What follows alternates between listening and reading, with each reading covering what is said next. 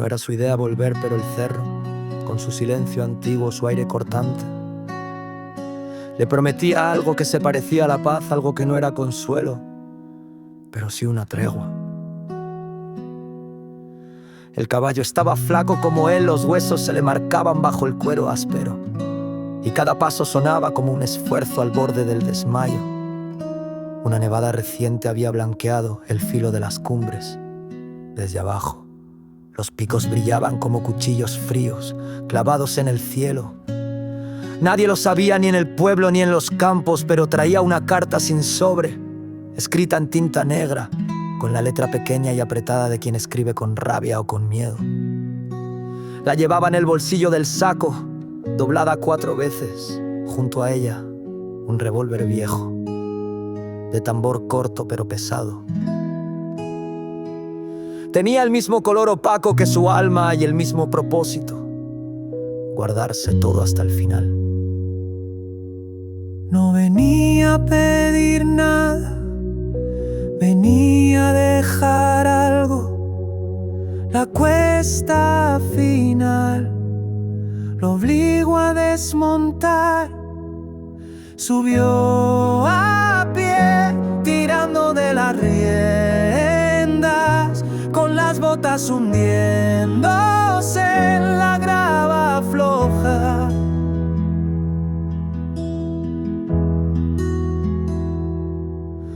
A cada paso, el silencio se volvía más espeso.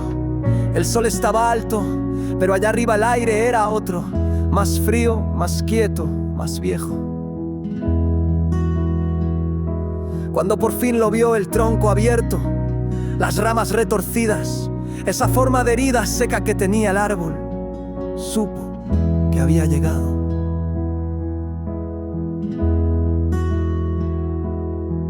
Al pie del manzano, la tierra estaba húmeda como si acabara de llorar. No había llovido ni en el pueblo ni en la sierra.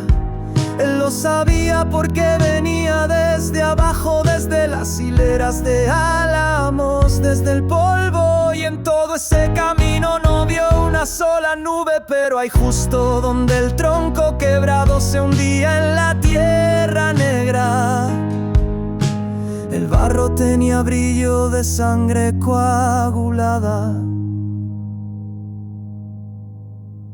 Ató el caballo a unos metros, donde crecía un espinillo seco.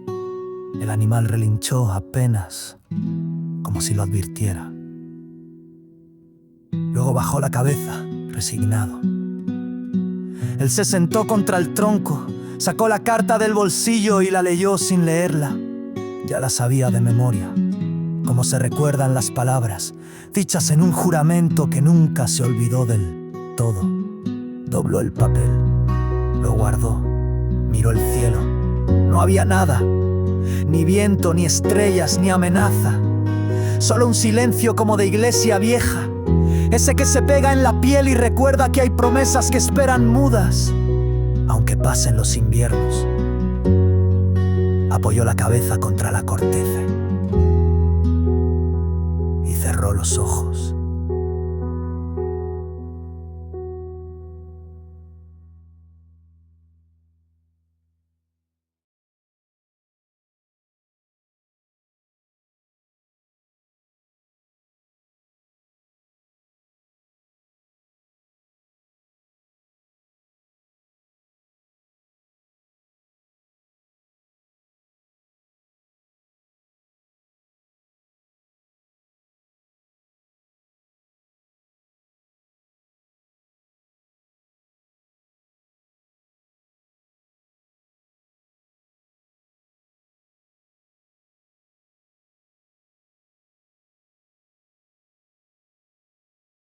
Soñó, o tal vez no era un sueño, sino una forma vieja del miedo, una memoria heredada que volvía con otro rostro. El aire era de agua y humo, un río oscuro corría a lo lejos, pero él sentía su rugido en el pecho, como si naciera desde adentro. Primero fueron los ojos, 2 puntos blancos, redondos, abiertos como si no parpadearan desde hacía siglos. flotaban en la superficie del río, allá donde el agua golpeaba con furia contra las piedras negras. No había luna, pero los ojos brillaban igual. Luego emergió la cabeza, alargada, tensa, con una piel húmeda como cuero crudo y curtido, reluciente de muerte. Tenía bigotes largos, gruesos, que se movían como raíces vivas, oliendo el aire.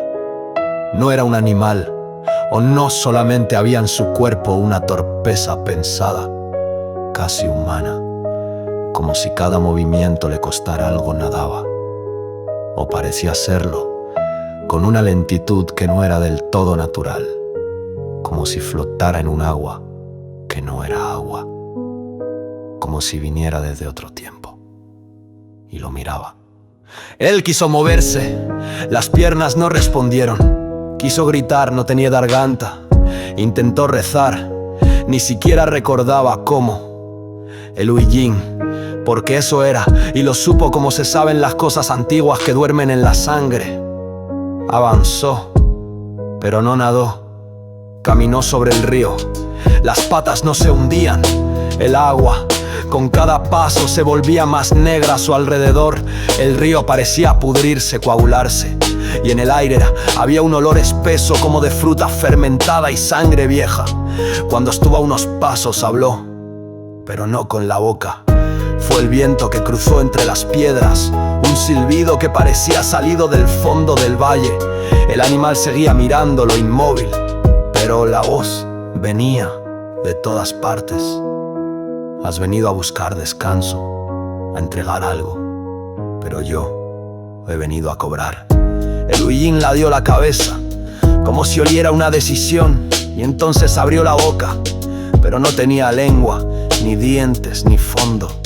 Solo un agujero oscuro que no terminaba nunca, un túnel de huesos secos y viento. De allí salió un chillido agudo imposible, un lamento de bestia y niño, como si alguien se ahogara dentro de su propia historia. Él quiso cerrar los ojos, pero era tarde. La criatura lo atravesó, sintió el frío de otra vida, el peso de algo que no era suyo metiéndosele en el pecho. Empujándolo desde dentro, cayó de espaldas. El cielo giró. El río se convirtió en una boca inmensa. Todo era piedra, agua, barro y huesos.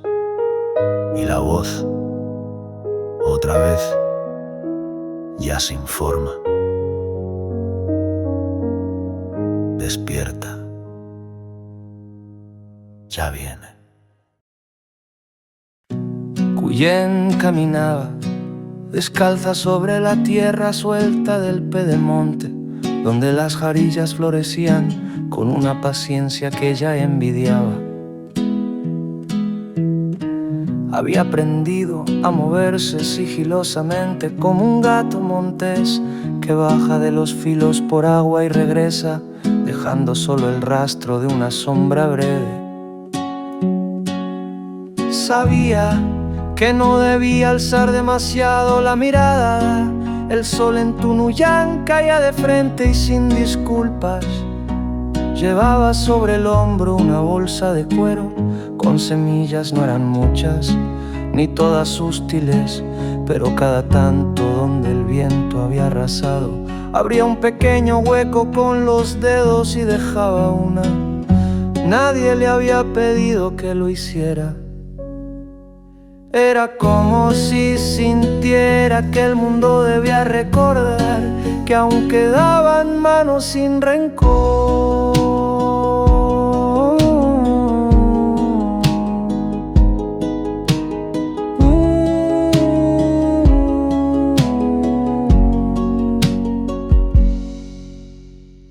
Una vez, una mujer vieja le dijo que tenía nombre Luna. Huillén no respondió. No porque no lo supiera, sino porque sentía que el nombre le venía de más atrás que las palabras, como un susurro de agua en las piedras.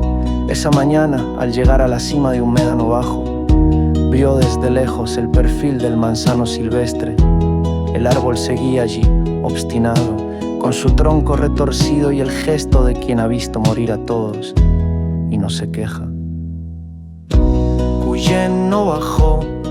Se sentó en una roca a la sombra de una chilca reseca. Cerró los ojos y escuchó, no cantaban los pájaros, no crujían los insectos, solo el viento como un hilo de voz delgado acariciaba el polvo del camino. Todavía no, murmuró, y la piedra caliente sostuvo su espalda sin decir nada. La vio antes de que llegara, un brillo de caballo negro, profundo, que se movía como si flotara entre los álamos. El animal avanzaba a paso parejo, con la paciencia de quien carga un secreto. Y ella tenía la piel tan blanca que parecía ajena al polvo y al sol de la tierra. Los labios finos cerrados pero con la forma precisa para una palabra que nunca se decía. Sus ojos eran negros, muy negros, y lo eran aún más por la tristeza que les pesaba encima. Ojos que no miraban, arrastraban.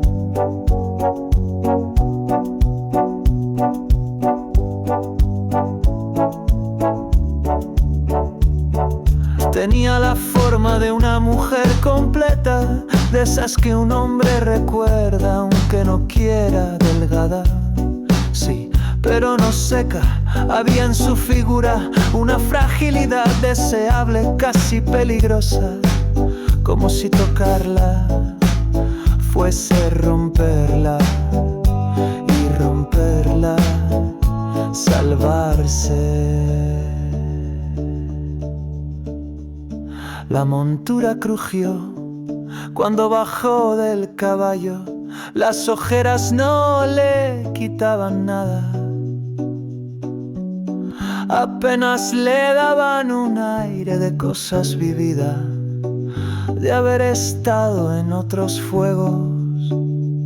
Y sin embargo se mantenía limpia, imperturbable, como si no perteneciera del todo a ese lugar, como si lo esperara o como si supiera que él iba a verla.